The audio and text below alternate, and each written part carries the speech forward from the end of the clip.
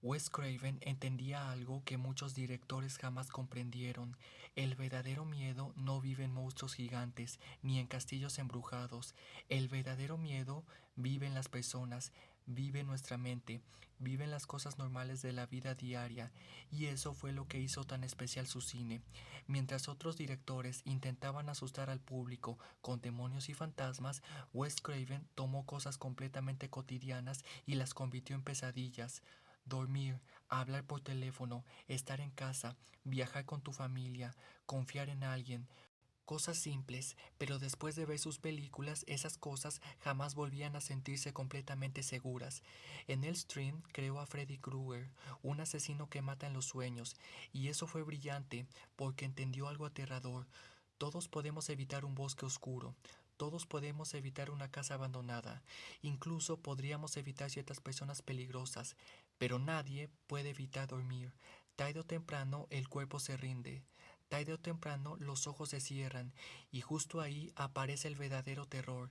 Freddy no solo era un monstruo sobrenatural, Freddy representaba la pérdida total de control, el momento donde ya no puedes defenderte. Y lo más perturbador es que esta idea nació de hechos reales. Wes Craven leyó noticias sobre jóvenes que tenían miedo de dormir debido a horribles pesadillas, y algunos murieron mientras dormían. Eso demuestra algo importante sobre su forma de crear historias. Él no empezaba pensando, quiero crear un monstruo. Él empezaba preguntándose, ¿qué miedo real tiene la gente? Y después convertía ese miedo en una pesadilla cinematográfica. Pero incluso cuando usaba elementos sobrenaturales, el origen del horror seguía siendo humano. Freddy Krueger, antes de convertirse en monstruo, era un ser humano, un asesino, una persona cruel. Eso se repite constantemente en el cine de este director. En la última casa a la izquierda prácticamente no hay fantasmas ni demonios, solo personas capaces de hacer cosas horribles, y eso hace que la película se sienta incómoda incluso hoy, porque el espectador sabe que personas así existen realmente. Wes Craven entendía que a veces un ser humano puede dar más miedo que cualquier criatura sobrenatural. Lo mismo ocurre con Las colinas tienen ojos. Mucha gente recuerda a los villanos como monstruos deformes del desierto, pero siguen siendo humanos, personas destruidas por el aislamiento, la violencia y la brutalidad. Su mente no mostraba monstruos salidos de otro planeta, mostraba lo que ocurre cuando la humanidad se rompe. Y quizá por eso sus películas se sienten tan incómodas, porque no son terrores imposibles, son terrores cercanos, reales, posibles.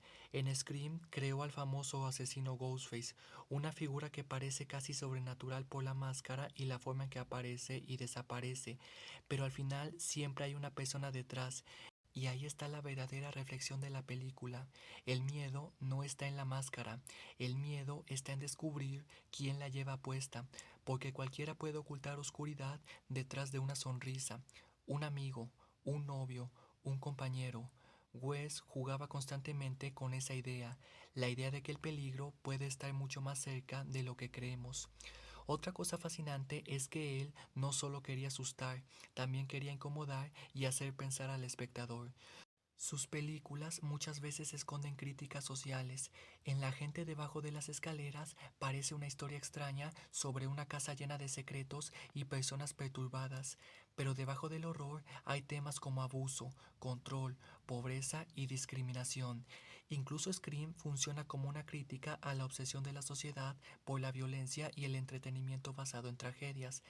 Este maestro del horror entendía que el terror puede servir para hablar de cosas reales, porque el horror no solo sirve para gritar, también sirve para reflejar los miedos de una sociedad, y eso es precisamente lo que convirtió a Wes Craven en uno de los directores más importantes del género. No dependía únicamente de sangre o monstruos, dependía de la vulnerabilidad humana, dependía de hacernos sentir inseguros en nuestra propia realidad. Después de ver sus películas, dormir ya no se siente igual, contestar el teléfono ya no es como antes, incluso la tranquilidad de una casa puede sentirse extraña, porque él entendió algo que sigue siendo aterrador hasta hoy. El miedo más fuerte no viene de criaturas imposibles, viene de saber que el mal puede esconderse en cualquier lugar, incluso dentro de las personas normales. Ari Aster representa un tipo de terror muy distinto al de Wes Craven. Mientras Wes destruía la seguridad cotidiana usando asesinos, paranoia y violencia humana, Ari Aster hace algo mucho más lento y para muchas personas mucho más incómodo. Él entiende que el verdadero horror no siempre aparece de golpe. A veces el terror crece lentamente dentro de una familia, dentro de una casa, dentro de la mente, y cuando finalmente explota ya es demasiado tarde. Este director convirtió cosas emocionalmente humanas en algo aterrador. El duelo, la depresión, la culpa, el trauma familiar, el miedo a heredar la oscuridad de nuestros padres. Sus películas no se sienten como una simple historia de terror, se sienten como pesadillas emocionales, y eso hace que muchas personas salgan más perturbadas que asustadas, porque sus monstruos no siempre son entidades sobrenaturales. Muchas veces el verdadero monstruo es el dolor humano acumulado durante años. En Hereditary tomó algo tan normal como una familia rota y la convirtió en una experiencia enfermiza e incómoda. Lo más aterrador de la película no son los fantasmas ni los rituales. Lo más aterrador es ver cómo una familia se destruye lentamente desde dentro. El resentimiento entre madre e hijo, el silencio incómodo durante la cena, el dolor que nadie sabe expresar. Ari Aster entiende algo muy importante. Las emociones humanas pueden sentirse más perturbadoras que un monstruo. Y por eso el terror en sus películas funciona tan bien, porque se siente real emocionalmente. Todos hemos visto familias pelear, todos hemos visto personas guardar dolor durante años. Él tomó esas emociones y las llevó al extremo hasta convertirlas en horror puro. Y algo que hace especial a este director es la paciencia. Él no tiene prisa por asustarte, no necesita llenar la pantalla de sustos cada 5 minutos, construye tensión lentamente, poco a poco, escena por escena, conversación tras conversación. El espectador siente que algo está mal mucho antes de que ocurra algo aterrador, y esa incomodidad crece constantemente. En muchas películas modernas de terror, el horror depende únicamente de mostrar monstruos cada determinado tiempo, pero él hace lo contrario. Él deja que el miedo respire, deja que el silencio incomode, deja que el espectador observe detalles extraños en segundo plano, y eso provoca una sensación horrible porque el público empieza a sentirse atrapado dentro de la atmósfera. En Midsommar hizo algo todavía más interesante. Normalmente el terror ocurre de noche, en lugares oscuros llenos de sombras, pero él convirtió la luz del día en algo aterrador. Flores, naturaleza, sonrisas, celebraciones, todo parece tranquilo y pacífico, pero debajo de esa belleza existe algo profundamente perturbador, y eso demuestra que Ari Aster entiende perfectamente cómo manipular emociones, porque el espectador no sabe exactamente por qué se siente incómodo, pero siente que algo terrible se está acercando. Poco a poco el ambiente deja de sentirse hermoso y empieza a sentirse enfermizo, como si la felicidad estuviera ocultando algo monstruoso. Otra cosa importante es que Ari Aster usa mucho el terror emocional. Sus personajes suelen sentirse solos, deprimidos, emocionalmente destruidos o incapaces de comunicarse, y eso conecta con muchas personas porque son miedos reales. El miedo a perder a tu familia, el miedo a quedarse solo, el miedo a heredar problemas mentales.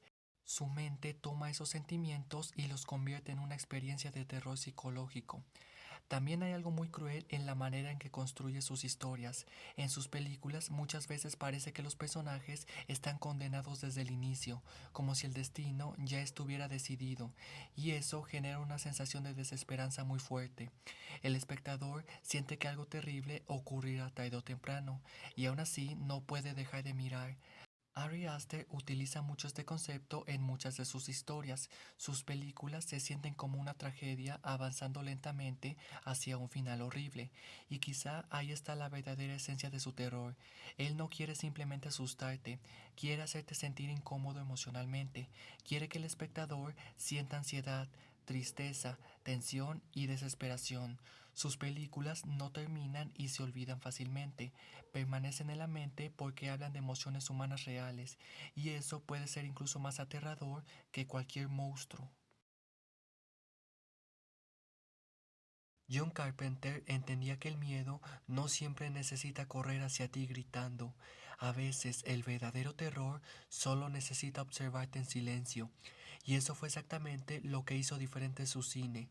Mientras otros directores llenaban la pantalla de sangre, monstruos exagerados o sustos constantes, John Carpenter descubrió que el miedo más poderoso nace de la tensión, de la espera, de esa sensación incómoda de que algo terrible está cerca, aunque todavía no puedas verlo. Sus películas no solo intentan asustarte, intentan meterte en una atmósfera donde el peligro se siente inevitable.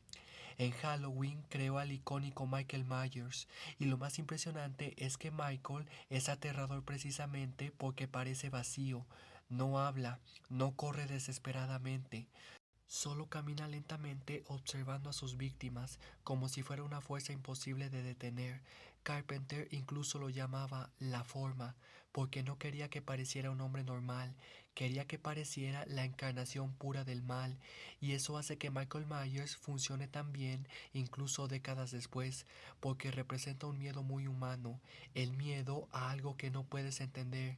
Hay algo profundamente inquietante en una amenaza que no muestra emociones, que no explica sus motivos y que sigue avanzando sin importar cuánto intentes detenerla. Su mente entendía que el silencio puede dar más miedo que los gritos, y justamente ahí está una de las claves de su terror.